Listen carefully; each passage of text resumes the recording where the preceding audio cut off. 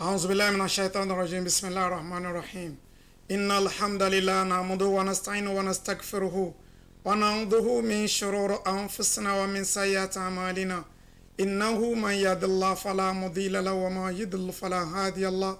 نصلي ونسلم على من لا نبي بعده سيدنا ومولانا محمد بن عبد الله صلى الله تعالى عليه وسلم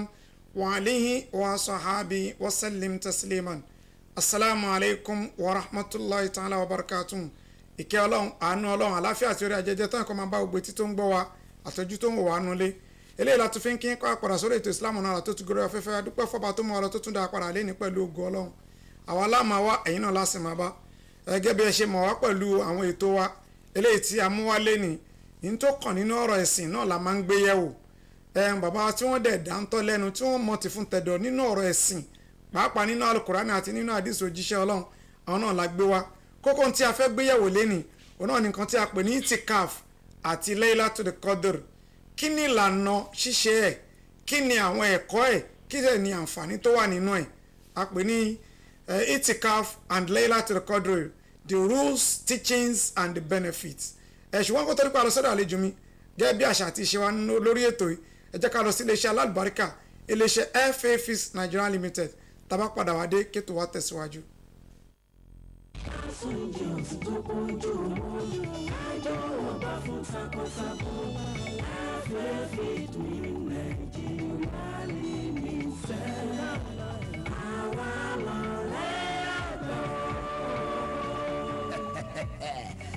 feed meal ọjọ́ kan òjò tí borí ẹgbàá ọ̀dá níbi tí wọ́n ti ń pèsè oúnjẹ fún ọ̀sìn bíi adìẹ tòlótòló ẹja màálù àti bẹ́ẹ̀ bẹ́ẹ̀ lọ pẹ̀lú èròjà bíi ginseng soya meal fish meal cotton seed cake àgbàdo oyster shell àti bẹ́ẹ̀ bẹ́ẹ̀ lọ tá a tó papọ̀ pẹ̀lú ẹ̀rọ kọ̀mpútà láyìíká tó jíire níbi tí iná kì í ti ṣẹ́jú kódà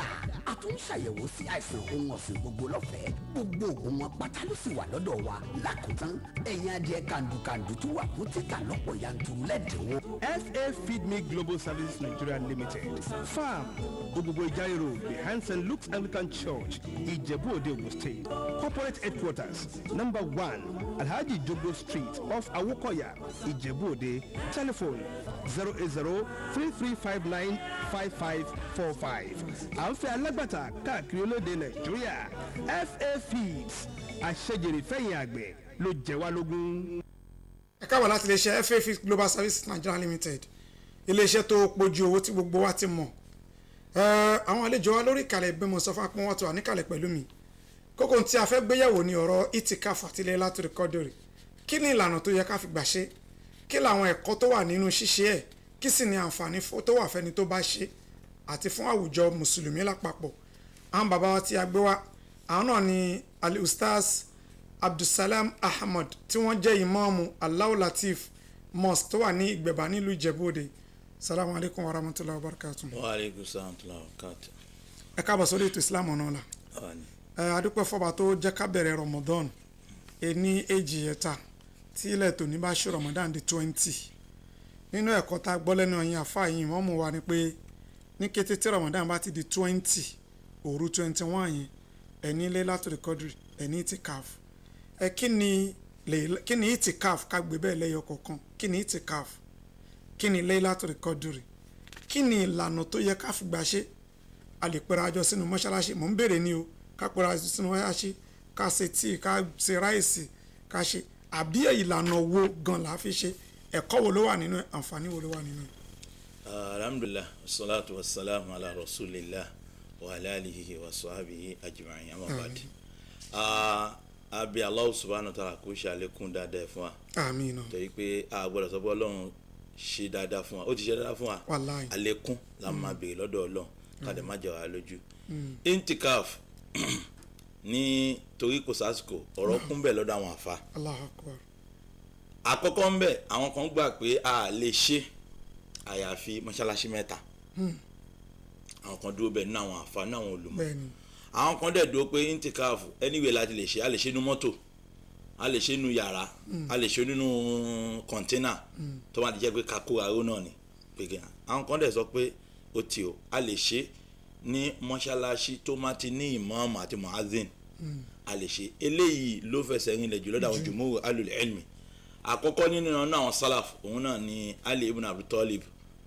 àwọn dúró lórí ẹ̀bẹ̀ àti àwọn àfáà mi náà tó tẹ̀lé òun náà sàhábà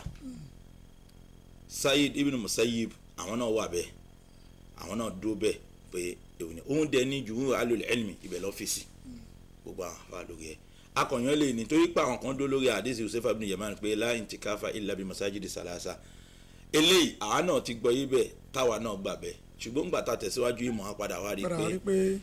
Abdul ló wà ń bẹ̀ ní orí ọ̀rọ̀ Abdullahi ibn Mas'ud nígbà tí Huzaifa tó lọ sí àdúgbò Abdullahi ibn Mas'ud gẹ́gẹ́ báwọn olùmọ̀ṣẹ́ sọ torí pé àwa tá à ń sọ ọmọ kí ó ní wa alágbàwé àwọn àfáà làwà àwọn àfáà lálágbàwé ànábì lálágbàwé Allah subhanahu wa ta'ala lórí ilẹ̀ alágbàwé àwọn àfáà làwà èyí táwọn àfáà ṣàlàyé tó yé wa tó ń dẹ̀ tó tọ́ka sí àtàríkà tó dá wa lójú tá a máa sùn tó máa jí wa tá a lè wí òun náà ni pé èyí tó ná lájú làwọn mọ́ṣáláṣí mẹ́tẹ̀ẹ̀ta yẹn gẹ́gẹ́ bá ṣe mọ̀ ṣùgbọ́n kì í ṣe bẹ́ẹ̀ nìkan láti lè ṣe ìtìkáf eléyìí àwọn náà dólé lórí pé kò sí ni pé náà yíyà ni pé a lè ṣe ìtìkáf láì ìtìkáf ẹ̀ agbésílámù náà yíyà àwa rí i pé ó ti ìmọ̀ tí ì tó ni ó ti ó lọ́lá ni òun ló lọ́lá jù tí o bá tí o rí ẹ̀rí ọ̀rọ̀ tó dájú ẹ̀ máa dó lórí yìí bẹ́ẹ̀ ni pé ó lọ́lá ni àwọn tó dẹ̀ dúró lórí ẹ̀ a lè sọ fún wọn a gbọ́dọ̀ bú wọn o torí pé ọ̀rọ̀ ìmọ̀ ọ̀rọ̀ ìkìtìláàfù ni a lè bú wọn ṣùgbọ́n àkọ́kọ́ nìyẹn bẹ́ẹ̀ ìgbà wo la ń ṣe intikaf báwo la ànábì ṣe tó gbà ànábì ló mú wa fún wa ṣáàtẹ̀ ẹ̀rẹ́ nínú kùránì ẹ̀rí wà nínú kùránì lórí ẹ̀ Suratu Baqara ó wà ń bẹ̀ 187 àbí 86 máa ṣe mistake 87 Allah subhanahu wa ta'ala ó ń sọ nígbà tó ń sọ̀rọ̀ bọ̀ nígbà tó kọ́kọ́ gbé ládòkè ó ní yá ayọ́ alladhina amanu kutiba alaykum siyam ó ń bẹ̀ shahru ramadani allazi unzila fihi Qur'an ó wà mú bọ̀ nígbà tó wá ń sọ̀rọ̀ bẹ́ẹ̀ ó ní wala tubashiruhunna wa antum akifuna fil masajid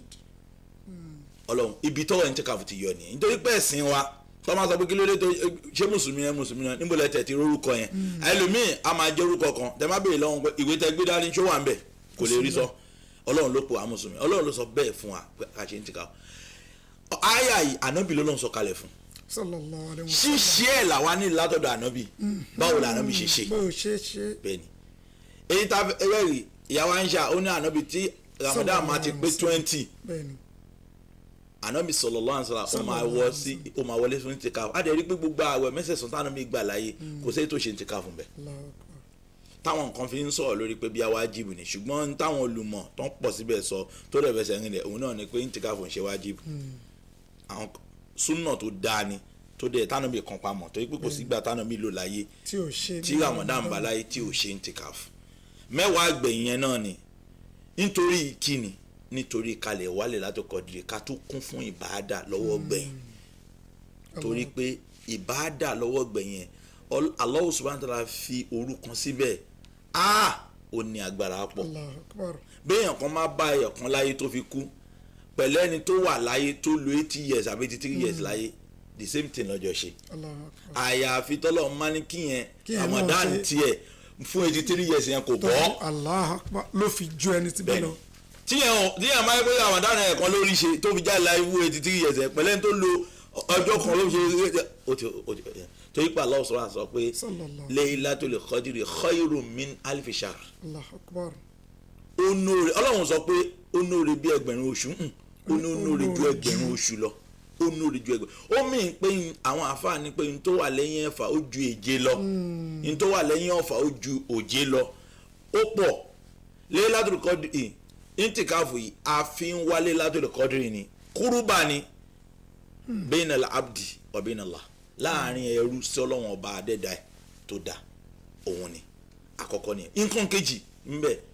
wọ́n ní ìgbà wo la ànábì máa ń lọ àwọn afáṣe ìyapa ẹnu tó pọ̀ pé ká lọ nígbà tí ìwé ní ìta wá ń sè tí mọ́gúrúbì tí òòrùn má ti fẹ́ lọ wọ̀ kó tó wà láma ti wọlé àwọn kan sọ pé subuhi ni pé nítorí pé àárọ̀ òru là ń bẹ̀rẹ̀ àwẹ̀ tá bá ti jẹ sàrẹ́sì tí fájìrì bá ti là lábẹ̀rẹ̀ súnmọ́ àti musiyam ilal layl pé òun ni ká ṣe eléyìí nínú méjèèjì kò sí ìta ṣe ń bẹ̀ tí ò fẹsẹ̀ múlẹ̀ ṣùgbọ́n àdìsí ìyàwó Àìṣà ó ní ànábì máa ń lọ ó máa ń wọlé fún Laylatul Qadri ní subuhi tàbádẹ̀ ti rẹ́rẹ́ látọ̀dọ̀ ànábì tó fẹsẹ̀ nílẹ̀ eléyìí la rí pé ó fẹsẹ̀ múlẹ̀ jù ṣùgbọ́n tá a máa rẹ́ni tó lọ nímọ̀ group a lè bu o nítorí pé ìtajọ́ ń wò nítorí pé tó wà ń bẹ̀ ni pé tí èní máa parí tóòrùn má ti lè wọ̀ èní ti parí lọ́dọ̀ àwa mùsùlùmí báwa ṣe ń kájọ tó yàtọ̀ sí táwọn Gregorian ó ti parí. ó túmọ̀ sí pé òun náà ti bẹ̀ ń jọ yẹn náà ní ìjọ kan náà ní àsìkò tó wọlé ló yàtọ̀ síra wọn. òun ni nǹkan kejì òun náà ni pé intikaf ó nófin o fi shurutu wa dawabit ó ní àwọn májẹ̀mú o àkọ́kọ́ ń bẹ̀ ọlọ́run sọ nù àyà ẹ̀ wala tubashiruhunna wa antum akifuna fil masajid ẹ má ti sọ pé ẹ tún fẹ́ lọ káraró sílé ọlọ́run ẹ fẹ́ ṣẹ̀sìn fọlọ́run àárín àtọ́lọ́run nìkan ẹ fẹ́ fi ọjọ́ mẹ́wàá yìí ẹ fẹ́ fi ṣe kan ẹ lè fọwọ́ kan àwọn ìyàwó yín o ẹ lè fọwọ́ kan wọn o àwọn ẹlẹ́tọ̀ọ́ yín ẹ lè fọwọ́ kan àwọn ẹlẹ́tọ̀ọ́ yín o èmi ọlọ́run ni mo fẹ́ bẹ́ẹ̀ kí ni ìdí tọ́lọ́run fi fẹ́ bẹ́ẹ̀ ọlọ́run ò sọ di ntòun fẹ́ ni ntòun dẹ̀ fẹ́ yìí tẹ́ ẹ̀ má ti bá fẹ́ láàdá yín ti ká fún yín forí ṣọ̀kan àkọ́kọ́ nìyẹn nǹkan kejì ẹni tó wà ní ntìkáfù kò kí ń jáde ṣíríṣírí o kò gbọdọ̀ jáde kó nbí tó wà yẹn o illa bihajati aw darura kama qala alul ilmi báwọn onímọ̀ ṣe sọ nìyẹn táwọn lọ ka àwọn ọ̀rọ̀ táwọn onímọ̀ sọ táwọn lọ ka Tọ́bárí Kúrútùbí àwọn wọ́n sọ̀rọ̀ lórí ẹ̀ táwọn afa ṣe fanfa àdèmọ̀ pé tẹ̀síìrì Tọ́bárí àyà tẹ̀síìrì làkàmù ni àwọn afa sọ̀rọ̀ tó pọ̀ gan lórí ẹ̀ tí wọ́n ṣàlàyé tán fi jẹ́ kó yé wa àfáà mi àwọn náà ń ṣàlàyé fún wa pé ibi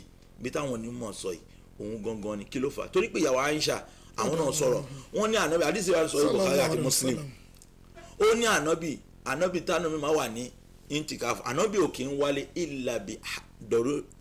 dọ̀rọ̀rọ̀ àwọn àjà ànábì ò ní wálé rárá bóyá jẹ́ pé àmọ́ inú ilé àti mọ́ṣáláṣí bí ká ní wọ́ọ̀lù kan ló làwọn ni ṣùgbọ́n kò ní yọjú sílé àti tó bá pé. bùkátà tó jẹ́ pé tó kan dandan nítorí pé a gbọ́dọ̀ ta gọbẹ̀ sìn ànábì lọ́lọ́run rán sí wa o wá wà nílé wọ́n wá sọ pé ajá kan wọlé ni àwọn ìyàwó ẹ̀ ò lè jáde wọ́n dẹ̀ sọ pé ilẹ̀kùn ibì kan tó lè gbà jáde kí wà lọ́wọ́ ẹ̀ tí mo wá sí ti ká o ó ti o ẹ fi wọ́n lẹ̀ ó ti o bẹ́ẹ̀ kọ́ o bẹ́ẹ̀ kọ́ ọ̀nà ọmọ ẹ̀ dákú ni ẹ̀jẹ̀ ẹ̀dẹ̀ scars ìwọ nìkan ló ní ìwọ ní a negative tó máa ń donate ẹ̀jẹ̀ fún wọn ti wẹ́ ẹ̀jẹ̀ wọn rẹ̀ jẹ́ wọ́n ní mọ̀ àǹtí kàmí wà ó ti o táwọn bùkátà máa yọjú bẹ́ẹ̀ èèyàn ayọjú tó o máa ti sí wẹ́ ọ̀rẹ́ mi ni ó kọ̀ wá sábà ni ó wà láti kó ó kọ̀ ó ti ìyẹn kọ́ ajé akọ pè mí àmúkọ̀ fẹ́ rójú yín ni kí wọ́n ó ti o bẹ́ẹ̀ kọ́ àwọn bùkátà tó yẹ Ọlọ́run fún wa nílàákàyè tá a mọ̀ pé nǹkan yìí kò sí àbùjẹ́ lọ́rùn ọ̀pẹ àfi ká ṣe nǹkan yìí òun ni kò ń ṣe bẹ́ẹ̀ èèyàn ọ̀dẹ̀ gbọ́dọ̀ dé intikaf kó yẹ pé ẹjọ́ politics ló lọ sọ bẹ́ẹ̀ àbí argument gbogbo àwọn lẹ́yìn ẹlòmíì intikaf ẹ̀ gbogbo ládẹ́t bàbá wa president Tinubu ló máa gba ládàá o torí pé ntójú ẹ̀ ò tó àti ntójú ẹ̀ tó ntójú ẹ̀ pé àwọn alájọ ń fà á bíbí wàá máa dílé lórí ọ̀rọ̀ ẹ̀ ló sọ ní intikaf ò rí Kúránì tadabbaru bil ibada èèyàn máa kún fún ẹ̀sìn èèyàn lọ ṣe fún intikaf èèyàn á tìláwà téèyàn máa rí ẹ̀sìn ṣe bó o ju Kùránì mẹ́ta yẹn á parí ẹ̀ lọ́jọ́ mẹ́wàá ẹ̀ tó bá náà sọ pé èèyàn gbọ́dọ̀ ka Kùránì tayọ ọjọ́ mẹ́ta salasatul ayam nítorí kíni téèyàn máa ń kà tadabbaru èèyàn máa ronú sí kí n jẹ́ kéèyàn kọ́ máa kà mọ́ jára di kókò máa lọ́gun dúkú bẹ́ẹ̀ kọ́ so àgbègbè àwọn nǹkan yìí ló wà mẹ́ and intikafu ń ṣe ibi tó yẹ pé àti nígbà alágbájá ṣẹ̀mí àwọn wà ní intikafu wọ́n ń ṣe gbogbo nǹkan bẹ́ẹ̀ nínú intikafu òun ni òun lè àwọn nǹkan ṣókí ta lè mẹ́nuba níbi ọ̀rọ̀ intikafu bí a ti béèrè máa ń ṣẹlẹ̀ alẹ́ padà mọ́ orí kejì ń bẹ̀rẹ̀ ládùn kọ́dìrì èèmọ̀ nílẹ̀ látòdì kọ́dìrì Allahu Akbar ayé ẹ̀rí látọ̀dọ̀ àwọn olùmọ̀ pé ọjọ́ lè láti rìkọ́dì gan pàtó Ọlọ́run fànà bí sallallahu alayhi wa sallam ara àwọn àfa tí wọ́n sọ bẹ́ẹ̀ Ọlọ́run fànà bí ṣùgbọ́n Ọlọ́run fànà bí Ọlọ́run ò fi hàn ànábì kánàbì wá sọ fún wa pé ọjọ́ báyìí ìṣesí ànábì ni Ọlọ́run fẹ́ kí àwa ó mọ̀ ká máa ṣọ́ láti lè fi rí ìbádà ẹ̀ ṣùgbọ́n ànábì nífẹ̀ẹ́ ìmọ̀ yìí púpọ̀ harisun aleikum lil mu'minina rahufur rahim sọ́ọ̀tù Tọ́ba anabi ọlọ́kàn kẹni salawatu rabbi wa salamu alayhi ọlọ́kàn kẹlẹ́ anabi wọ́n ní Allah subhanahu wa ta'ala nígbà tá anabi dé tó fẹ́ sọ ọlọ́run mọ̀ọ́mọ̀ gbà padà lọ́wọ́ anabi salawatu rabbi wa salamu alayhi nítorí kí ni àwọn afáwa ń ṣàlàyé pé lára ẹ̀ ní pé kò fẹ́ ká jọlẹ̀ torí pé àwa ọmọ ìyá yọlẹ̀ débi pé ẹlòmíì tó mọ ọjọ́ ẹ̀ máa wà mẹ́ gbogbo Ramadan gan kò ní ṣe anything ọjọ́ ẹ̀ nìkan ló máa dóde àwọn àfáà tó ń ṣàlàyé nínú àlàyé táwọn àfáà tó ń ṣe ká tó lè jàǹfààní pé tó lóun má ṣe bẹ́ẹ̀ ọlọ́run yudabiru amr òun ló ń ṣàlámọ̀rí bó ṣe hùn lóye sọ pé amieximu rahmata rabbi nánú kọ̀sámúná èyí kọ́ lẹ́yìn pín kẹ́mi mò ń pín tọ́lọ́hún má dìda ìgbé tó má di lé Ramadan lè lápẹ̀rẹ̀ ni o lápẹ̀rẹ̀ là ń ṣe o ó dà mo fi sí ọ̀dì 21 tó di next one tó ní ó dà 27 fẹ́ fi sí tí wọ́n kẹ́ ti lọ mú ọjọ́ kan pàtó òun kẹrin fáálùrì mọ yorì tù Allahu Akbar gbogbo ohun tó máa fẹ́ ló ń ṣe ẹ̀dá kan ò lè bí àwọn ò lè ṣe ń tà fẹ́ tá a máa ṣe tó fi wálẹ̀ pé ó dáa kí ni ó máa bí wá òun lélẹ̀ Lailatul Qadr Allah sọ pé inna anzalna fi Lailatul Qadr wa ma adraka ma Lailatul Qadr Lailatul Qadr khayrun min alfi shahr tanazzalu malaikatu wa ruhu fiha bi idhni rabbi subhanahu ó jẹ́ bóyá pé nǹkan ò lè dá ṣe pẹ̀lú ìyọ̀ǹda Allah subhanahu wa ta'ala torí ẹ̀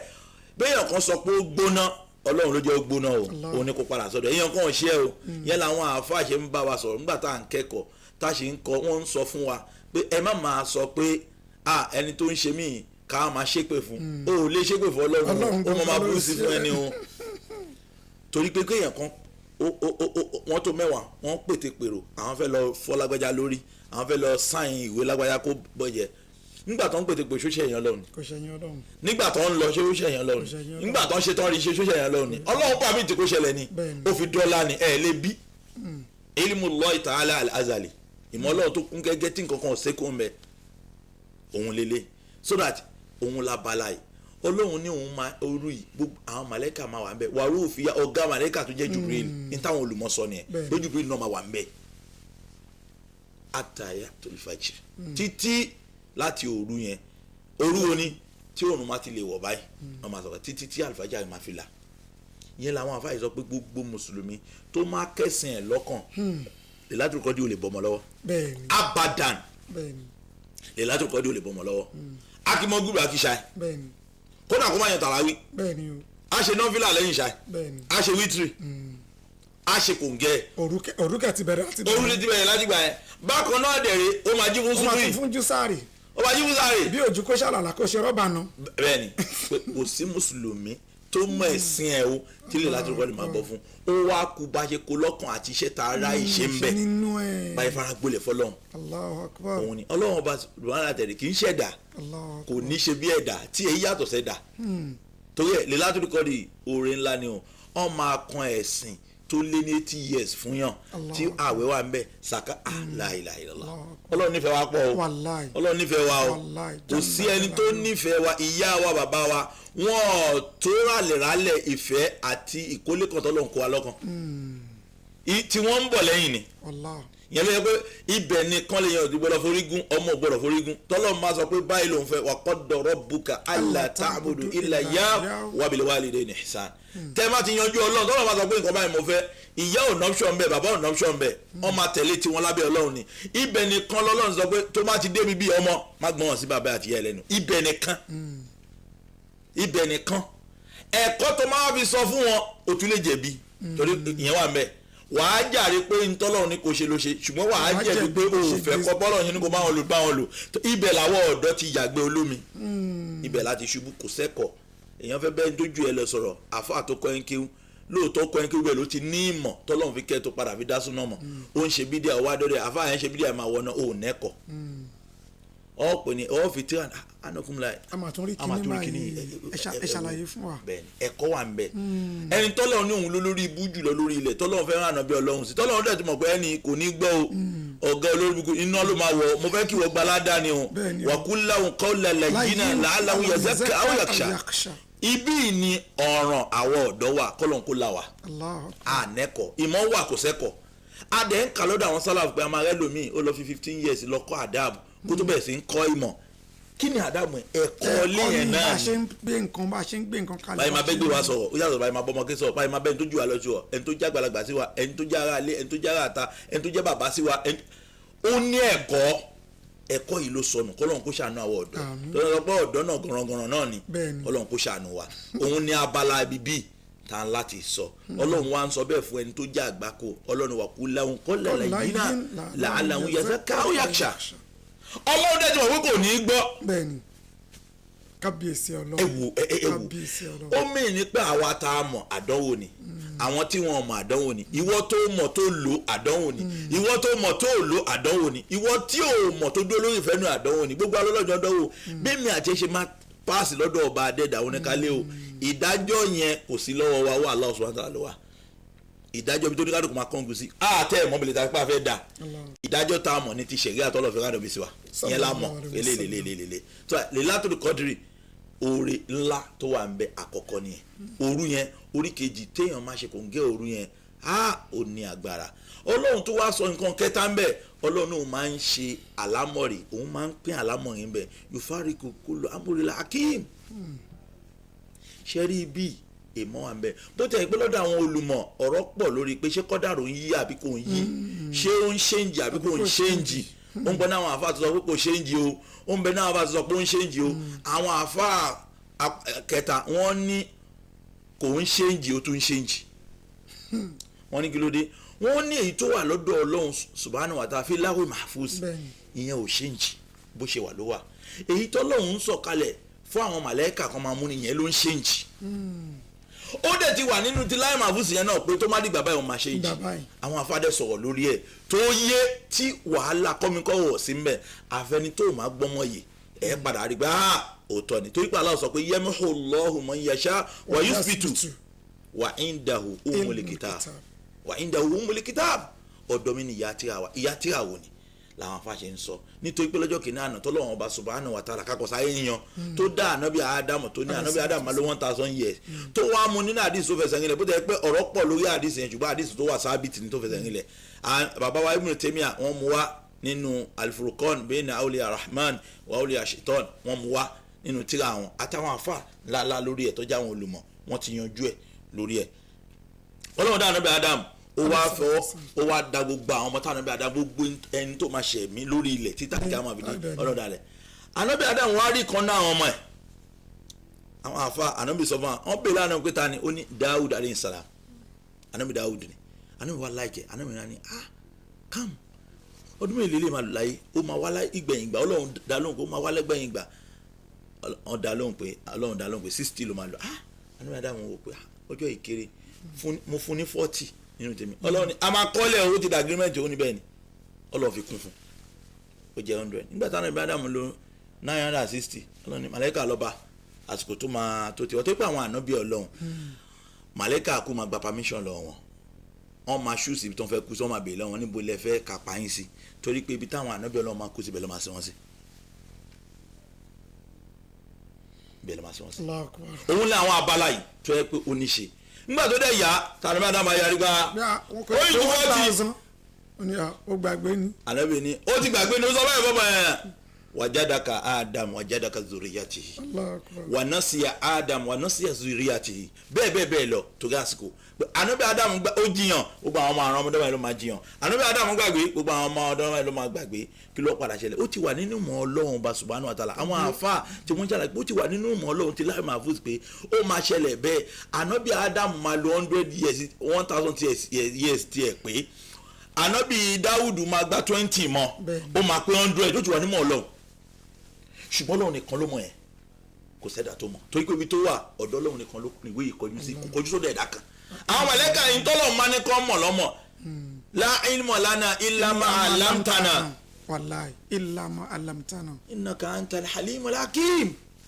ọ̀jọ̀gbọ́n ni wọ́n lọ́hùn ó ní mímọ̀ ní mọ̀ tiẹ̀ gẹ́gẹ́ ohun lélẹ̀ abẹ́ ẹ má yà tọ́ra wa o ìyẹn làwọn afáyé sọ pé àdúrà tó máa wá jẹ́ pé kádàrá ò kì í yí Ọlọ́run ò kì í parẹ́ a jẹ́ pé iṣẹ́ Ọlọ́run fẹ́ máa tàn wá ni pé ká máa ṣe dùwà òní kí ni iṣẹ́ òní dùwà fẹ́ ṣe dùwà ò ìbáadà ni ó tún náà àǹfààní tó fún wa gẹ́gẹ́ bí mọ́nì náà ṣe náà àǹfààní òun lélẹ́yìí tó yẹ pé ilé aláti bẹ lọ́hùn kódà ààrẹ ẹ̀rí látọ̀dọ̀ Umaru Khattab tó máa ń bẹ lọ́hùn láyé ànábì pé Umaru Khattab pé ọlọ́hun tó máa yẹ pé nínú àwọn olórí ibu ló kọrúkọ wa mọ́ ọlọ́ba àparẹ́ bá a yí tó lórí rẹ̀ tó yẹ pé nínú àwọn olórí ló kọ wa bá a filẹ̀ bẹ́ẹ̀ fanu ẹ̀ bá wa lò torí ẹ̀ lè látòrí kọ́ di ó pọ̀ kọ́lọ́hún kó ṣe àlékún dáadáa fún orí ẹ̀ pọ̀ gan. tó ọ̀rọ̀ lẹ́tí gbẹ́lẹ́ nu bàbá wa Imam Sheikh Abdulsalam Ahmad tí wọ́n jẹ́ Imam Alao Latif ní Ìgbẹ̀bà nílùú Ìjẹ̀bú Òde jẹ́ ká lọ sókè lọ́hùn gbà tí a bá padà dé kí tó a máa tẹ̀síwájú ẹ mú wa lọ sí iléeṣẹ́ YS Farms ní Ìkàngbá nílùú Ìjẹ̀bú Òde.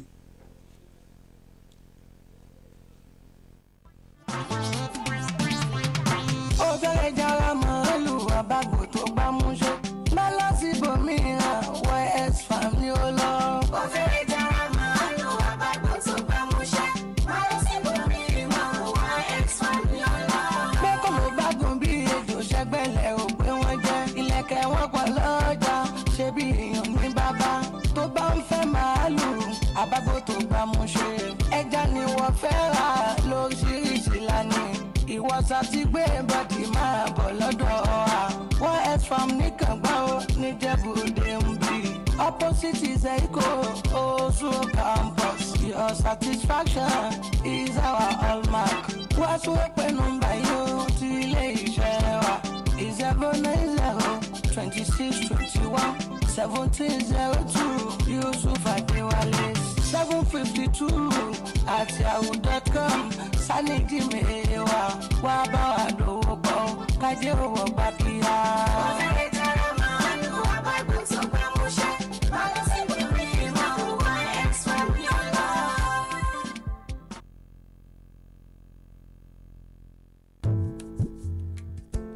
Zara.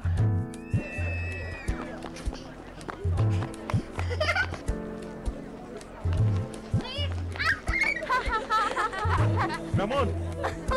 Come and help me. You can say that now. To be able to break our fast in this evening.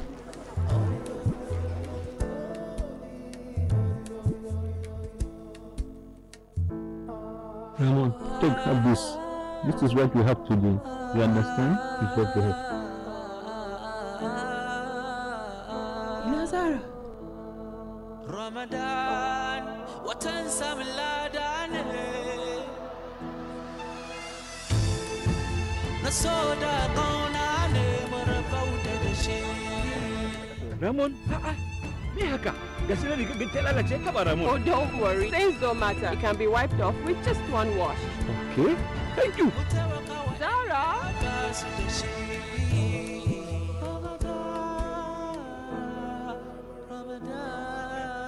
Ramadan. ẹ káàbọ̀ láti iléeṣẹ́ YS Farms àti iléeṣẹ́ Fever tí wọ́n ń ṣe ọṣẹ tó pójú owó gẹ́gẹ́ bí àsìkò ẹ yẹ kí n tó lọ sọ́dọ̀ bàbá wa Imam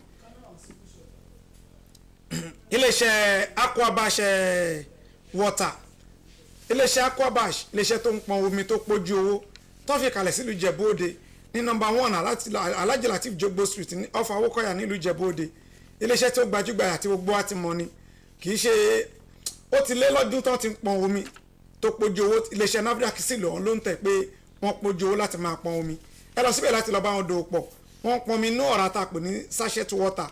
wọ́n lè sì ń pọn omi inú keto water mọ̀ sí table water iléeṣẹ́ Aquabash water ọ̀gá ni wọ́n nínú àwọn tí wọ́n ń pọn omi tẹ́ bá débẹ̀ ẹ lọ bá wọn dòwò pọ̀ bóyá àwa tí a fẹ́ ṣe aláràtúntà ni tàbá àwa tá a fẹ́ lò nínú ilé pàápàá fún bí ọdún ṣe ń lọ sí bí Ramadan ṣe ń lọ sí parí tí ọdún ti ń súnmọ́ wa àwọn tẹ́pọ̀ afẹ́ ṣe ayẹyẹ pọ̀npọ̀ ṣíṣe ìtúnu àwẹ̀ tí àwọn aláwọn àlejò tó pọ̀ tó yẹ pé àwọn àlejò tó yẹ pé wọ́n gbajúmọ̀ tá a fẹ́ fún ní nǹkan tó pójú owó ẹ lọ sí iléeṣẹ́ Aquabash water table water wọn pure water wọn ó pójú owó iléeṣẹ́ NAFDAC wọ́n lù wọ́n lóhùn tẹ́ pé ọ̀gá ní láti pọn omi fún aráàlú tó pé omi tó dáa àti àwọn ẹ̀rọ tó dáa àtàwọn òṣìṣẹ́ tó ní ìmọ́tótó ni wọ́n ń pọn omi ní iléeṣẹ́ Aquabash water ẹ lọ síbẹ̀ láti lọ bá wọn dòwò pọ̀ Ọlọ́run bá ṣe nírọ̀rùn fẹ́ nìkọ̀ọ̀kan wa kí n tó ní ṣókí bàbá Imam nítorí àsìkò tí ń lọ láti ṣe ojú òpó sílẹ̀ fáwọn èèyàn nínú ògbà àwọn ọ̀rọ̀ tí ẹ sọ sílẹ̀ yìí itikaf gẹ́gẹ́ bí àsìkò tá a wà ń sìn ẹni tó wà nínú itikaf nínú mọ́ṣáláṣí gẹ́gẹ́ bí àpẹẹrẹ ká sọ pé wà ní mọ́ṣáláṣí Jímọ̀ ní Òyìngbò ní Central Mosque ibi tó ti wà nínú mọ́ṣáláṣí ló ti wò pé ìwọ̀nba owó tó wà lọ́wọ́ òun ò máa lè tóun bá ṣe tán bíbá àbí kò lè gbé òun ṣe tán bíbá yìí ó wá fẹ́ pe ilé tàbí pé kóun pé jẹ́ kí n fúnra mi lọ kí n sáré lọ mú wá lé ṣé ìyẹn náà ò tí ì ba itikaf jẹ́. náà kò bá itikaf jẹ́. kò bá itikaf jẹ́. nínú àwọn hajjá ni. nínú hajjá tó máa jẹ́ kí itikaf yẹn kó lè lọ dáadáa náà ṣùgbọ́n tá a bá wà ní itikaf ní pé kò ń ṣe bí tá a ti lè máa ẹ ló ṣé tírélà yẹn ti wọlé ṣé gbogbo ẹrù yẹn lẹja ṣé àwọn òkú bẹ́ẹ̀ mójútó bísínẹ́sì ẹ̀ náà kó máa. bẹ́ẹ̀ni téèyàn máa fẹ́ ṣe ẹ̀sìn ọkàn làkọ́kọ́ ìbẹ̀dẹ̀lé àwọn èèyàn ti ṣubú jù. Allahu Akbar. tọkàn èèyàn máa papọ̀ mọ́ ohun téèyàn ń ṣe bí ìgbà kéèyàn má ṣe nǹkan ẹ̀ ó pè lórí ó pòfo ni. Allahu Akbar. abala ẹ̀ làwọn èèyàn kì í gbọ́yé ṣe rí ọ̀rọ̀ owó ọ̀rọ̀ bí téèyàn má débi ìbáadà ní Islam ṣe fẹ́ ká fi sẹ́yìn ká concentrate ìyẹn ló jẹ́ pé gbogbo àsìkò tá à ń lò fọlọ́run ló kéré jù àsìkò tá à ń lò fara ló pọ̀ jù. Ọlọ́run mọ̀ ṣe bẹ́ẹ̀ ni nítorí àwọn àfáà nítorí mọ̀ṣá kọ ni Ọlọ́run ò fẹ́ jẹ́ kí ìgbésí ayé wa kó nira ìyẹn ló jẹ́ pé Islam bá ní ṣọ́ọ̀mù téèyàn máa ń ṣe léyìí wàhálà ni ọkàn papọ̀ sọ́dọ̀ Ọlọ́run papọ̀ sọ́dọ̀ Ọlọ́run orí kejì àwọn nǹkan tó nǹkan abẹ́rẹ́ sí máa ṣẹ́rí ẹ̀ kó ń bẹ́ẹ̀ a padà lùsì kan yẹn a lùsì tìbí kò ní mójútó dára kò ṣe mójú yẹn kí láǹfààní. ọ̀dà lọ́rọ̀ lé láti rẹ̀kọ́dùrì ṣé a lè ṣe nínú ilé wa lè láti rẹ̀kọ́dùrì tẹ́ pé nínú ilé wa la ti fẹ́ ṣe báwo la ṣe máa ṣe àwọn tẹ́ pé nínú mọ́ṣáláṣí oríṣiríṣi là ń rí lọ́dọ̀ àwọn ẹ̀yin ìmọ̀ọ́mù ẹ̀yin àfáà wa àwọn míì mọ́ṣáláṣí ẹ̀mí nínú ilé ni o àbí nínú mọ́ṣáláṣí ni o tàbí ilé kéwú ni o tàbí nínú ọ́ọ̀lù kan ni o tá a máa pera wa jọ a máa ṣàdúrà kíkan tó bá tún dàsìkò kan a tún jẹ a tún mu a tún jó a tún ṣé báwo náà ni ká má bàa sùn ní àbí ilé láti rí kọ́ńtírì náà. alhamdulilayi wasalaatu wasalaamu ala rasulillah eléyìí ọ̀ràn ni kéèyàn mú ọjọ́ kan fúnlé láti rí kọ́ńtírì mọ́ṣáláṣí ló lò ní o ọ́ọ̀lù ló lò ní o fídì ló lò ní o wá káwọn yẹn síbẹ̀ wọ́n ń jó wọ́n ń ṣàdúrà kíkan wọ́n yaná fìlà 100 ṣe gbogbo eléyìí ọ̀ràn ni laysa min hadiyi nabiyyi sallallahu alaihi wasallam eléyìí ń ṣe lànà ànábì kò sí àáfàá kan lórí ilẹ̀ ayé ta wà yìí tó jẹ́ mùsùlùmí tòótọ́ o tí kì í ṣe pé ó pe ẹ̀ mọ́ mùsùlùmí o tó lè rí ẹ̀rí kan mú wá lórí ẹ̀ tó yàtọ̀ sí pé ìkórajọ mọ́ṣáláṣí kayaná fìlà tànábì yàn ànábì yàn lẹ́ẹ̀mẹ́ta kó tó stop sallallahu alaihi wasallam kí ló fà tó fi stop nítorí pé ànábì ṣì wà láyé gbogbo nǹkan ṣì lè dẹ̀sìn ànábì dẹ̀ sọ reason tó ń ṣe wá mọ́ ànábì ní mò ń páyà kọ́lọ́ máa padà sọ kí ní ìdọ̀ràn yàn ànábì nífẹ̀ẹ́ wa gan torí pé òkú tó lòun máa lọ ṣe tàràwí dọ̀ràn yàn ẹ̀ẹ́rí bá ṣe rí ni ẹ̀ẹ́rí táwa mùsùlùmí ṣe ni mọ́ṣáláṣí ọjọ́ mẹ́ta ló fi ń kúnnú Ramadan first day second day third day lẹ́yìn yẹn sọ́ra òun ló fà ṣẹ́rí àwa lọ ń ṣe gbogbo lẹ́ládùkọ́dì wọ́n ń tẹ́ envelope ní ọgbọ́n àti jẹun ní òṣì àti ìrí òfò ní dáadáa ló máa ń bì ìrí òfò ní dáadáa ṣẹ́rí gbogbo bídíà yẹn ló jẹ́ pé bídíà ó burú ju gbogbo ẹ̀ṣẹ̀ tó kù lọ. ìdí táwọn èèyàn ọ̀dà táwọn afáàsúnà fi ń pè wá sákèésì tí wọ́n bìlí pé wọ́n ń sọ àsọjù ní òye yẹn ṣẹ́rí bídíà danger bídíà ni pé béèyàn ṣe bídíà wájàbà àléhìn ìkọ́ ó máa jìyà wájàbà àléhìn ismu astafula ó máa gbẹ̀ṣẹ̀ béèyàn máa ilé ṣe bídíà ó fẹ́ ọkọ̀ ó gbẹ̀ṣẹ̀ ó gbẹ̀ṣẹ̀ kò sí ọgbọ́n tó fẹ́ dá sí àníyàn mi dá o àníyàn mi jẹ mistake mi débẹ̀ ó máa gbẹ̀ṣẹ̀ èyàn máa gbẹ̀ṣẹ̀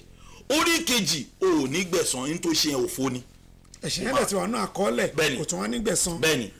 orí kejì ni pé ní tó máa ń ṣe bídíà ò kì í gbà pé òun dẹ́ṣẹ̀ ibi danger bídíà nìyẹn ẹni bí ṣe ṣìnà kódà kó jọ ọmọ gáàjì ó mọ̀ pé ní tó ń ṣe yóò dá ọmọ ọlọ́mọ tó ń bá ṣe ìyàwó dá ó mọ̀ pé kò dá ẹni tó mọtí ó mọ̀ pé òun dá ṣé ní bídíà ẹni tó ń dáràn tọ́lọ́hún bínú sí tó tún rí pé ní tóun ṣe yìí dá òun súnmọ́ lọ kò dẹ̀ ń jẹ́ kéèyàn túbà àbí tí bídíà bú sí nìyẹn. a máa rí rẹ̀ ní rẹ̀ pé n tó dáa jù là ń ṣe. nínú àwọn tí wọ́n lọ sílẹ̀ láti kọ́ de èèyàn kan kúrò nínú gbogbo jágajàga ọlọ́run jẹ́ kó rí súná ó ní àfa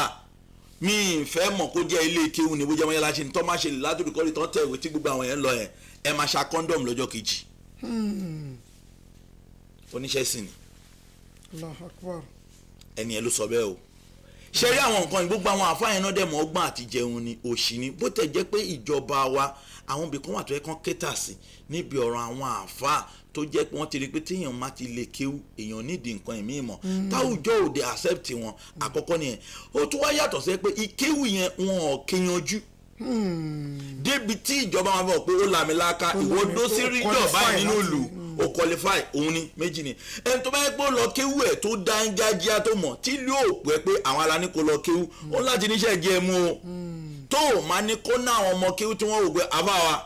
ẹ̀yin lẹ sọ di wá bá gbogbo àwọn ọmọ àwa là ń da sọ́dọ̀ yín ìjẹ́ ẹ̀mú ayé tí yàrá máa tẹ́kẹ̀ ẹ̀ tó o máa ti sí kó ya níjẹ́ ẹ̀mú òun ló fa gbogbo wàhálà ìyẹn ló yẹ jẹ́ pé àwọn tì í lọ́rọ̀ fi yàtọ̀ torí pé àwọn gbé kalẹ̀ pé àwọn fẹ́ jẹun ni bí èèyàn bí pásítọ̀ máa wà nínú ṣọ́ọ̀ṣì bó ní àwọn Ghana 10 kọ́ máa gba 10,000 lóṣù ó dá pásítọ̀ yẹn lójú pé tó máa di oṣù òun máa gba 50,000 torí pé ìdámẹ́wàá owó wọn 1,000 ni ó dẹ̀ ní àwọn Ghana 15 bẹ́ẹ̀ ó mọ̀ kó máa gba 50 lójú ṣáà mùsùlùmí rí bẹ́ẹ̀ ìdí táwọn yẹn rí bẹ́ẹ̀ nípa Ọlọ́run ò ṣẹ̀sìn tiwa bẹ́ẹ̀ àkọ́kọ́ nìyẹn orí kejì Ọlọ́run wá ṣe ká láwọ́ ká ṣe dáadáa àwa mùsùlùmí náà kò sí nínú ẹ̀sìn wa. tó alhamdulilah rabbil alamin jẹ́ kí n sáré sọ fún wa nípa iléeṣẹ́ Fadila Islamic Material Center tí wọ́n ti fi ìgbà kan fi kalẹ̀ sí nọ́mbà 21 ní Bọ́nàjọ street ṣùgbọ́n nsìn wọ́n ti kúrò ní Bọ́nàjọ iléeṣẹ́ Fadila Islamic Material Center iléeṣẹ́ tó ń ta alukur'an wọ́n ń ta àdìs lóríṣiríṣi wọ́n ń ta gbogbo àwọn nǹkan mèremère tí a lè lò nínú ẹ̀sìn kódà dórí ìfìlà ìjáàbù àti ṣubú àtàfimà kírun gbogbo eléyìí ni wọ́n ń tà ní iléeṣẹ́ Fadila Islamic Material Center wọ́n ti wá wà ní Muborode ní junction Ogunlade níbẹ̀ ní iléeṣẹ́ Fadila Islamic Material Center wà gbogbo àtàtìmọ̀ tàtìbá wọn ṣòwò tẹ́lẹ̀ tàtìbá wọn rajà tẹ́lẹ̀ tàtì ń lọ síbẹ̀ nítorí pé ọjà wọn rọjú ó sì tún jẹ́ ojúlówó àwọn wọn ti wá bẹ̀ sí ní pẹ̀lú oṣù pé àárín wọn bẹ̀ mọ́ bẹ́ẹ̀ ni o wọ́n ti pàṣọdà wọ́n ti wá lọ síbi tó tún tẹ́jú wọ́n ti lọ síbi tó ti gbàyè dáadáa ní junction Ogunlade ní Muborode níbẹ̀ ní iléeṣẹ́ Fadila Islamic Material Center wà ẹ lè pè wọ́n sọ̀rọ̀ ẹ̀rọ ìbánisọ̀rọ̀ wọn 08052064986 iléeṣẹ́ Fadila Islamic Material Center ní bákan náà ní iléeṣẹ́ The Bash Frozen Foods tí mo ṣẹ̀ṣẹ̀ mú wá sórí ètò yìí lọ́dún yìí iléeṣẹ́ The Bash Frozen Foods iléeṣẹ́ tó pé tọ́kì tẹ fẹ́ rà ní o ẹja lẹ fẹ́ rà ní oríṣiríṣi ẹja lórí rànran ẹja Titus ẹja kote ẹja panla ẹja croaker oríṣiríṣi bẹ́ẹ̀ ní iléeṣẹ́ Fadila iléeṣẹ́ The Bash Frozen Food ẹ mọ̀ pé iléeṣẹ́ The Bash ọ̀gá ni wọ́n iléeṣẹ́ tó pójú owó iléeṣẹ́ tí wọ́n kì í mú wọn kì í ṣe àṣà oríṣiríṣi nǹkan tó pójú owó tí ó da làwọn máa ń mú wa wọ́n tún bẹ̀ sí ni wọ́n gbélé wa pé frozen foods oríṣiríṣi tọ́kì tó yẹ pé tẹ bá rà ẹ máa dábìí ọ̀tọ̀ pé ṣe náà ṣẹ̀ pa fún lójú yín ni àwọn ẹja tó pé tẹ bá rà yín gan máa rí pé ẹja yìí fresh imported ni gbogbo lè ló wà iléeṣẹ́ The Bash Frozen Foods tó wà ní number 1 Alhaji Latif Jogbo Street ní Awokoya níbi tí The Bash petrol station wà yẹn lẹ́gbẹ̀ẹ́ gangan lè máa rí iléeṣẹ́ The Bash Frozen Foods ẹ lọ síbẹ̀ láti lọ bá wọn dòwò pọ̀ iléeṣẹ́ tó pójú owó ni bí Ramadan ṣe ń parí lọ yìí kódà ọ̀pọ̀lọpọ̀ àwọn tẹ́pẹ́ àti mọ̀ wọ́n tẹ́lẹ̀ ọ̀dọ̀ wọn là lọ fẹ́ ra ẹja tá a fi bẹ̀rẹ̀ Ramadan ẹja tá a fi ń gbààwẹ̀ tọ́kì tá a fi ń gbààwẹ̀ oríṣiríṣi bẹ́ẹ̀ iléeṣẹ́ The Bash Frozen Foods làwọn ti ń pààrà so gbogbo pé àtúwọ̀n wò pé Ramadan ti ń parí lọ a fẹ́ ṣọdún a fẹ́ dunnú a fẹ́ kóra wa lẹ́nu jọ a fẹ́ celebrate pé a ti tẹ̀lé òfin Ọlọ́run a ti tẹ̀lé ìlànà ọ̀tọ̀ Ọlọ́run ti wá tú wa sílẹ̀ pé ká tó jẹ ká tó mu lọ́sàn-án ẹ lọ sí iléeṣẹ́ The Bash Frozen Foods ní number 1 Alhaji Latif Jogbo Street Awokoya nílùú Ìjẹ̀bú Òde iléeṣẹ́ tó pójú owó ni bẹ́ẹ̀ náà ni iléeṣẹ́ YS Farms ẹ rí pé àwọn náà ṣẹ̀ darapọ̀ pẹ̀lú wa lọ́dún tá a wà yìí ni iléeṣẹ́ YS Farms iléeṣẹ́ tó pé oríṣiríṣi ẹran àgbò èmi gan rí ẹran àgbò tó pé mo rò pé eléyìí tún yàtọ̀ o láwọn tó pé kódà tí ẹran àgbò bá tóbi dáadáa tó máa téèyàn máa wò pé tó bá pa ẹyọ kan eléyìí àbúrò màálù la máa pè tí má tún bójú sẹ́gbẹ̀ mo tún wá rí àwọn màálù ńláńlá lóríṣiríṣi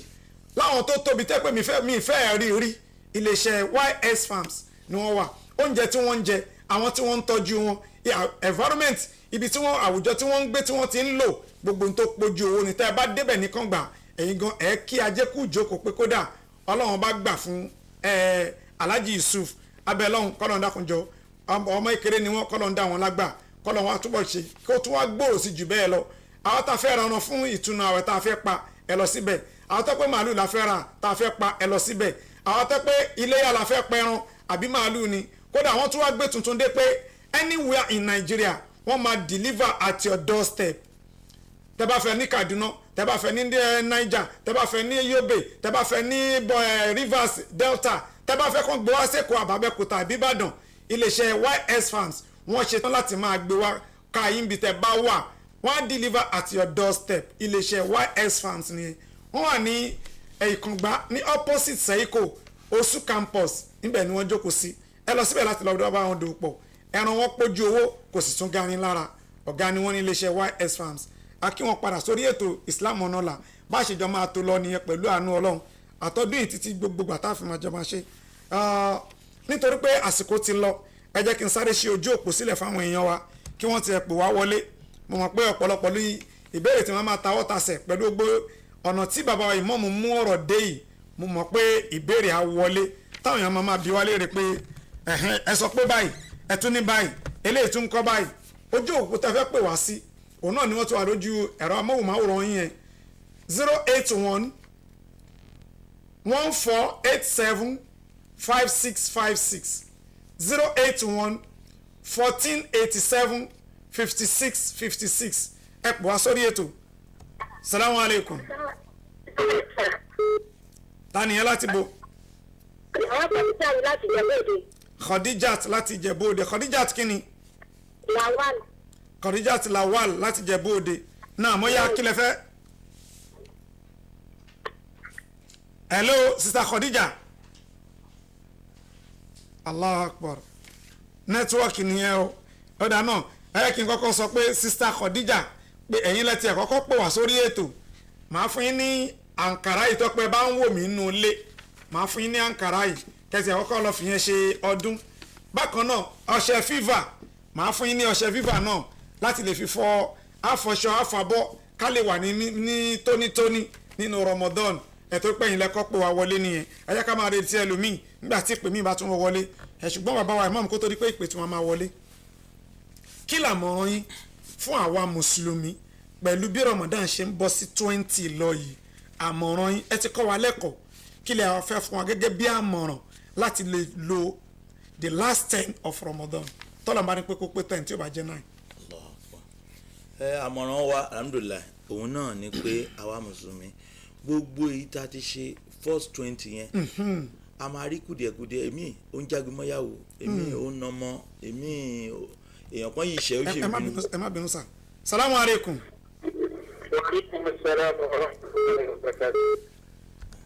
ta ni yẹn sá láti bo.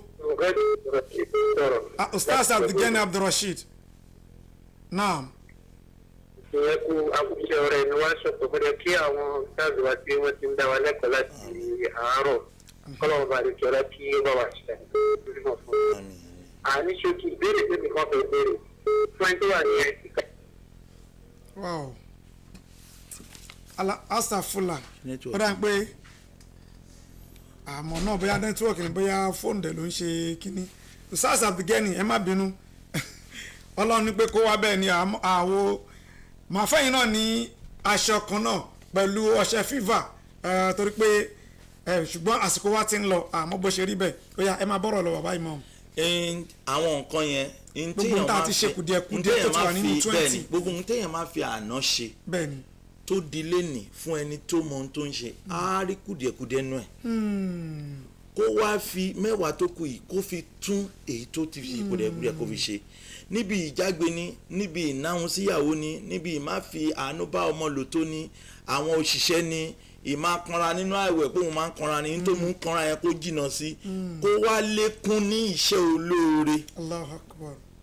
kéèyàn ṣe bí ìgbà tó yẹ pé a mọ̀ bí a máa ṣe mí ipò táwọn ẹni àná wà nìyẹn náà ṣe máa ń ṣiṣẹ́ dáadáa kéèyàn dẹ̀ ṣe kí àwọn àníyàn ẹ̀ ẹlòmíì kò ṣe sádàkọ̀ fún yàn rí nínú Ramadan kó fi ilé náà ṣe bó jẹ́ dàbí inú márùn lórí rà fẹ́ ẹlòmíì méjì ẹlòmíì bí ipò dìgbà tí nǹkan máa pọ̀ kóhun tó lè fún kò rí bẹ́ẹ̀ kò rí bẹ́ẹ̀ kò rí bẹ́ẹ̀ gbogbo àwọn nǹkan kó lékún kó fi tó ètò ìṣètò pé Ramadan yìí èèmọ̀ ni o fún odidi oṣù kan èèmọ̀ ni o ká tó túré mi ò tún tọdún kan o ipò tá a máa wà kọ́dún yẹn tó dé kò sẹ́ni tó mọ̀ o tó máa bá wa láyé ni kò sẹ́ni tó lè sọ tó máa bá wa láyé ipò la máa wà ṣá máa wà lálàáfíà ni ṣá máa wà láyé eré ni ṣá ìsìnkì máa wà ṣálàáfíà máa kò sẹ́ni tó mọ̀ kéèyàn wá tọ́nu Ọlọ́run ní eléyìí kéèyàn má dẹ̀ ní ẹni tí ó dì mọ́nú kó ṣẹ̀hún nínú ààwẹ̀ yìí o téèyàn má ní kó fi mẹ́wàá tó kù ìlọ kò jẹ́ kó ní o mùsùlùmí ò gbọ́dọ̀ dìyàn sínú mùsùlùmí ọmọ ìyá fún ọjọ́ mẹ́ta fáwọn sàlásàtò àyàm kò gbọ́dọ̀ ṣẹlẹ̀ èèyàn láti jọ lọ́kàn kẹ́ni. ó ṣẹ̀mí ni ó sọ̀rọ̀ sí ẹni ká sọ pé àníjọ kíra. bó ṣe rí ni ẹ kéèyàn dẹ̀ máa sọ bẹ́ẹ̀ ẹ lọ wò dáadáa ọ̀lẹ ojo ló máa ń yàn dì ọ̀lẹ ojo ló láhùn ọ̀lẹ ojo ló ń na obìnrin ọ̀lẹ ojo ló ń kọ obìnrin ọ̀lẹ ojo ló ń ṣe bẹ́ẹ̀ Ọlọ́run má dán wa wò lọ́nà òdì kó jọ kó fàánú ẹ̀ bá wa lò eléyìí ẹ jẹ́ ká ṣọ́ eléyìí ni àmọ̀ràn mi Ọlọ́run kó ṣe wá pẹ̀lẹ́. tó wọ́n ní eléyìí ni àmọ̀ràn tí wọ́n mú wá láti fún wa gbogbo mẹ́wàá gbogbo níta àti gbà sẹ́yìn láti nọmba 1 sí nọmba 20 tílẹ̀ tó ní bá ṣú wọ́n níbi tá a bá jókòó tá a bá wò dáadáa pé a ti máa ní kùdìẹ̀kùdìẹ̀ láwọn ibì kọ̀ọ̀kan tó pé ẹ̀dá èèyàn ni wá a lè pé so bí tá a bá kù sí yẹn bóyá níbi ìnáwó bóyá níbi ìbálòpọ̀ bóyá níbi àjọṣepọ̀ pẹ̀lú ará ilé tàbárà àdúgbò tàbárà ìjọ mọ́ṣáláṣí àti bẹ́ẹ̀ bẹ́ẹ̀ lọ pé bí tá a bá kù sí yẹn ká wá fi tún un ṣe láàrin mẹ́wàá tó kù yìí ká má dẹ̀ tijú láti tọrọ àforíjì pé ẹ má bínú tí mo ṣe lánàá yẹn bákan ló ṣe rí lára mi téèyàn kódà àwọn onílàákàyè sọ pé téèyàn bá lè kùnà láti lè má lè tọrọ àforíjì pé ìgbéraga tún nìyẹn náà pé kí wọn lọ máa bẹ ni báwo lè máa fi báwo mi ṣe máa bẹ ìgbéraga náà tún nìyẹn náà ìgbéraga kẹrẹ aṣọ Ọlọ́run ni kò tọ́ sẹ́dá kan so ká tọrọ àforíjì ká ṣe àtúnṣe ṣùgbọ́n mo rí pé bàbá wa imam ọ̀dọ̀ ọkùnrin ni wọ́n fi sí àwọn obìnrin ń kọ́ àti táwọn náà ṣe sọ́dọ̀ àwọn ọkọ wa tó kù díẹ̀ káàtó bóyá nítorí pé bó ṣe react làwọn náà bá tún ṣe ìṣàmọ̀ pé action and reaction ni action títí ẹ̀ làwọn náà fi react negatively ká tún gbogbo ẹ̀ ṣe kí ìbáṣepọ̀ wa àjọṣepọ̀ wa ìjọṣẹ̀sìn wa kó lè bá àdánmọ́rán ká lè bá àrí ọ̀nà tó dáa láti parí ẹ̀sìn wa sí ká lè bá àjọ rí ẹ̀san tó pọ̀ tó pé láti gbà níwájú Ọlọ́run ẹ mo fẹ́ bá bàbá imam ẹni tó ṣe onígbọ̀wọ́ ètò tòní àbúrò wa ọmọ wa alhaj yekin olúbùnmi ṣewu láti ìlú UK ni wọ́n ti sanwó ètò yìí nítorí pé bí orílẹ̀-èdè Nàìjíríà ṣe rí ọ̀pọ̀lọpọ̀ ló wò pé ṣùgbọ́n àwọn tó wà lọ́hùn sọ pé àfikẹ́tò yìí tẹ̀síwájú kò gbọ́dọ̀ dúró sọ ẹ bá ṣàdúrà fún alhaj yekin olúbùnmi ṣewu wọ́n wá ṣe onígbọ̀wọ́ ètò yìí lórúkọ bàbá wa alhaj Muhammad Tajudeen olúfẹ́mi ṣoyewu tí wọ́n ṣaláìsí ní bí ọdún mélòó sẹ́yìn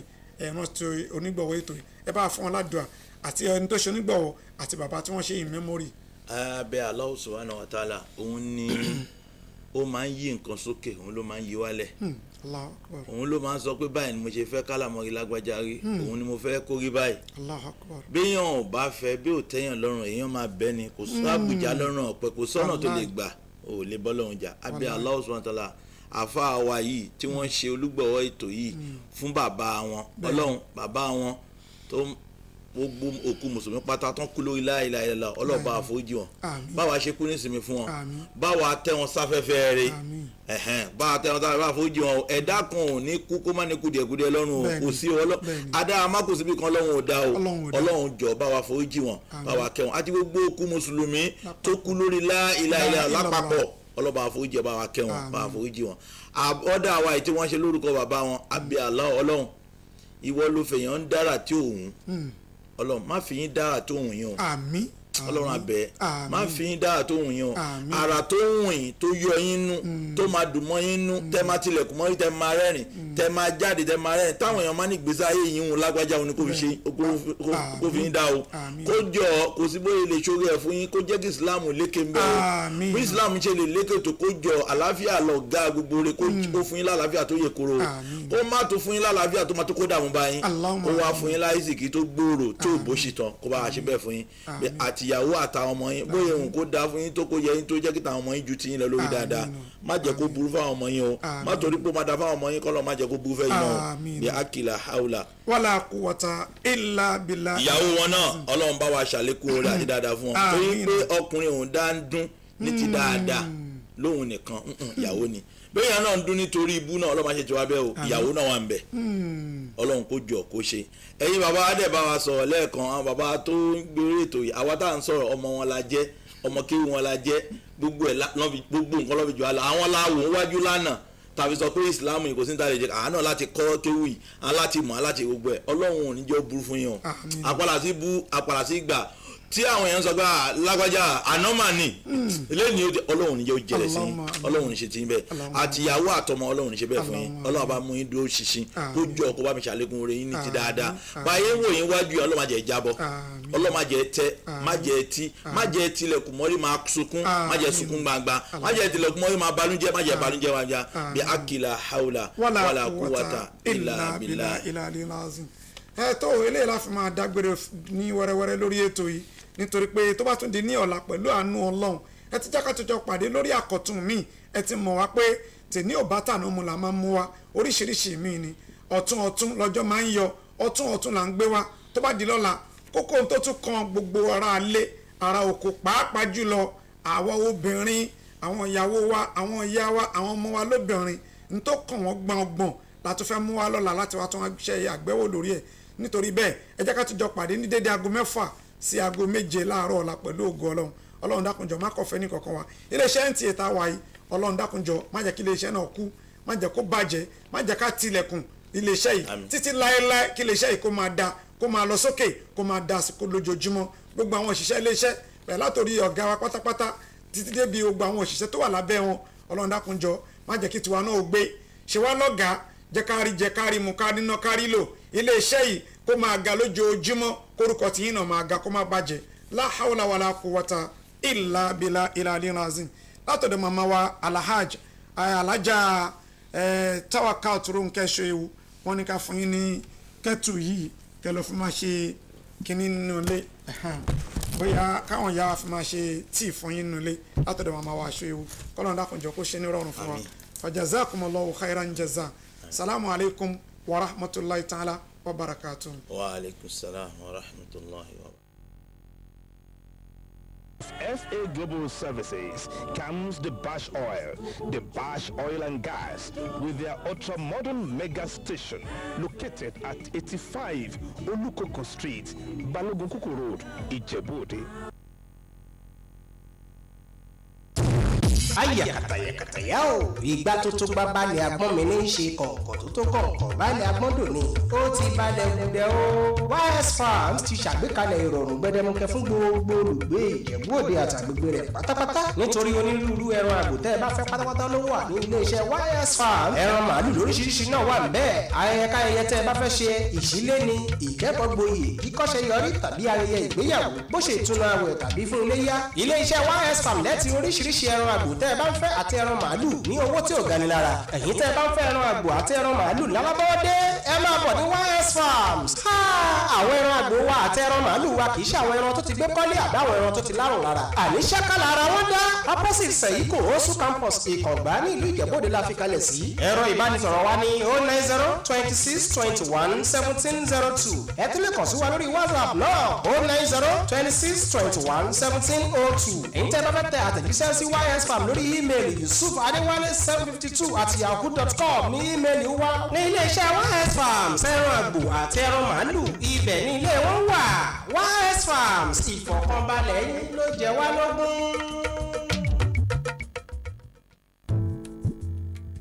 Hi Zara.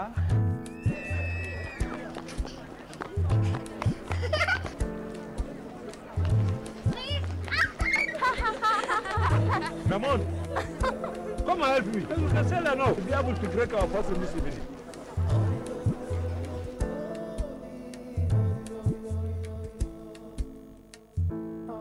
Ramon, have this. This is what you have to do. You understand? It's what you have. Nazara.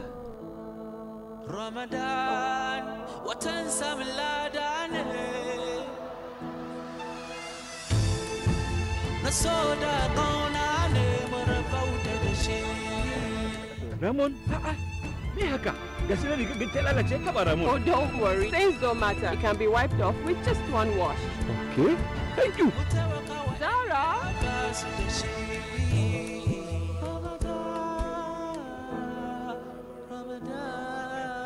Ramadan Kareem.